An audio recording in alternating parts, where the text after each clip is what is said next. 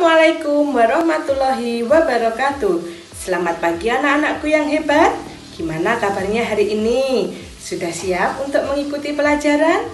Baik, sebelum kita belajar, kita berdoa terlebih dahulu. Semoga pembelajaran kita hari ini bermanfaat dan berjalan dengan lancar. Berdoa mulai. Selesai. Baiklah anak-anak, hari ini kita akan belajar tema 1, organ gerak hewan dan manusia. Subtema 1, organ gerak hewan, pembelajaran 5. Tujuan pembelajaran kita pada pagi hari ini adalah yang pertama, melalui pengamatan gambar hewan, siswa dapat menjelaskan ciri-ciri hewan avertebrata dengan benar. Tujuan yang kedua, setelah membaca teks bacaan, siswa dapat menentukan ide pokok atau paragraf dengan benar. Tujuan yang ketiga, setelah mengamati gambar ilustrasi, siswa dapat menjelaskan corak gambar ilustrasi dengan benar.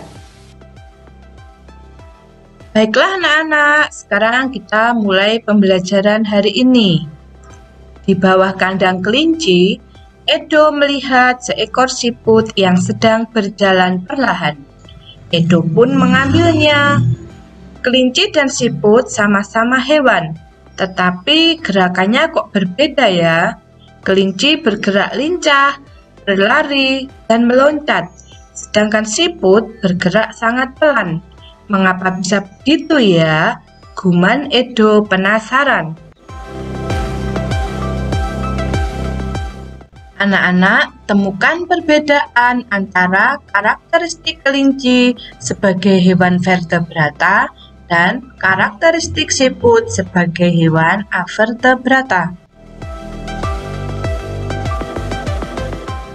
Baik, siput merupakan avertebrata atau hewan yang tidak memiliki tulang belakang. Ciri-ciri avertebrata lainnya adalah biasanya, susunan sarafnya berada di perut, memiliki rangka luar, dan otaknya tidak terlindungi oleh rangka. Contoh hewan avertebrata adalah siput, serangga, cacing, ubur-ubur, cumi-cumi, dan lain-lain. Perhatikan gambar di samping ini. Amatilah organ gerak siput berikut ini. Nama organ gerak pada siput adalah kaki perut dengan bentuk pipi dan lebar. Fungsi utama kaki perut pada siput adalah untuk bergerak dan berpindah tempat. Ayo mengamati.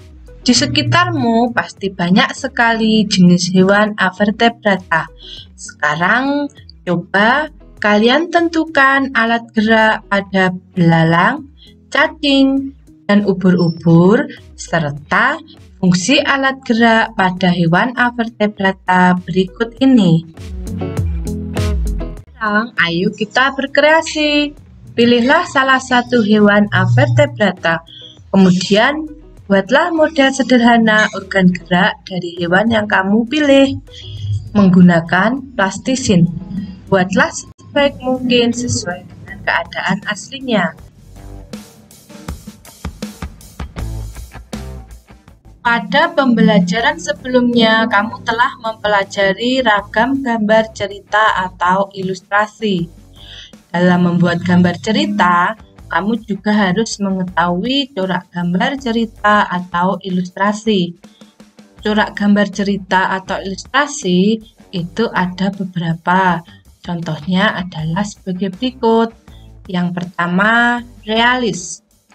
Realis merupakan gambar yang dibuat seperti keadaan aslinya, baik bentuk, ukuran, dan tata letaknya.